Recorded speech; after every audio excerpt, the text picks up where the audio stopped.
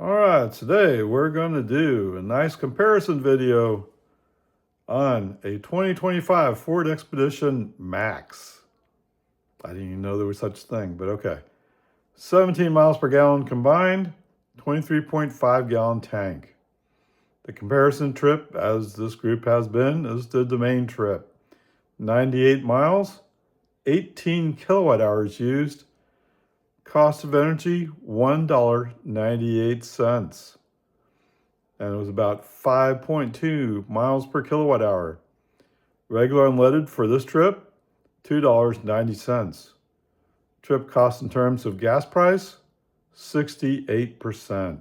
All right, cost of energy range, 17 miles per gallon times 68%, 12 miles.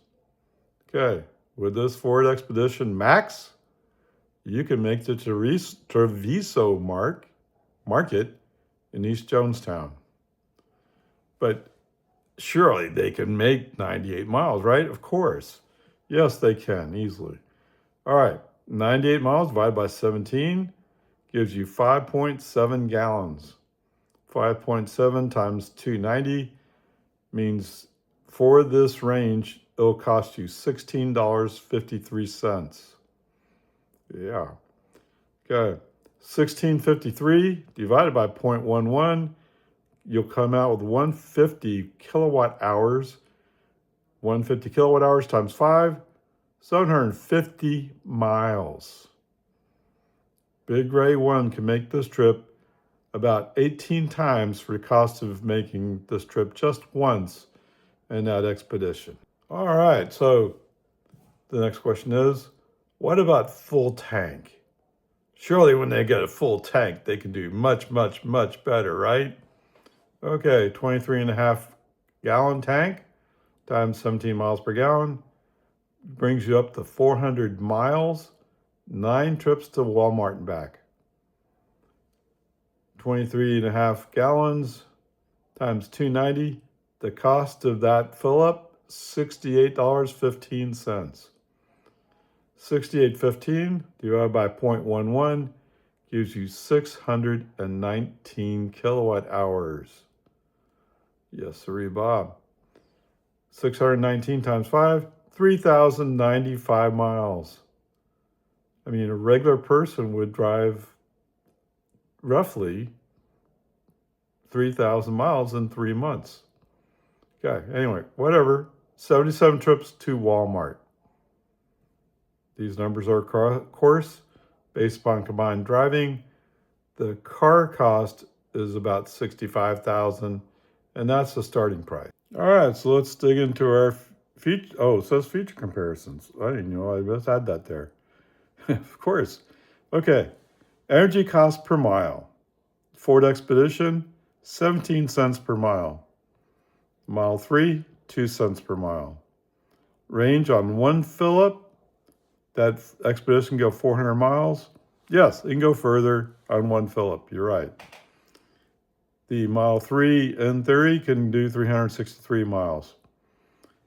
Cost of one fill-up, $68.15 at $2.90 per gallon for the Expedition. The Model 3, $8.80 at 11 cents per kilowatt hour.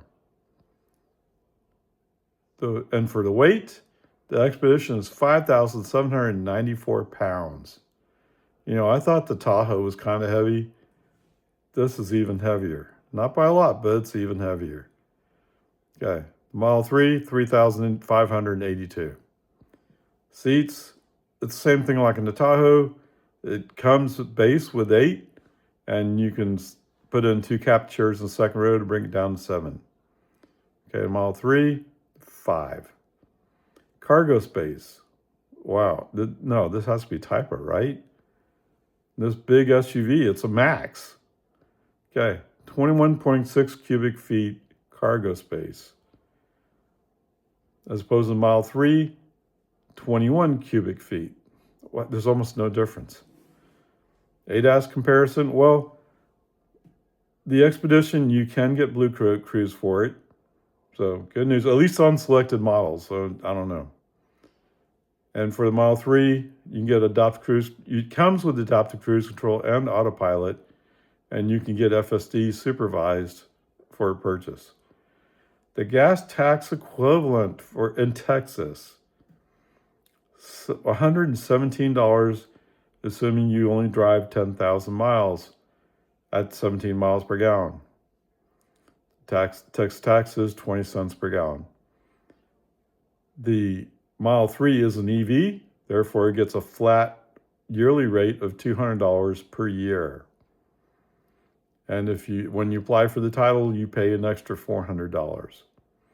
Retail cost, yeah, $65,000 base price on that Expedition. Model 3 is $42,000.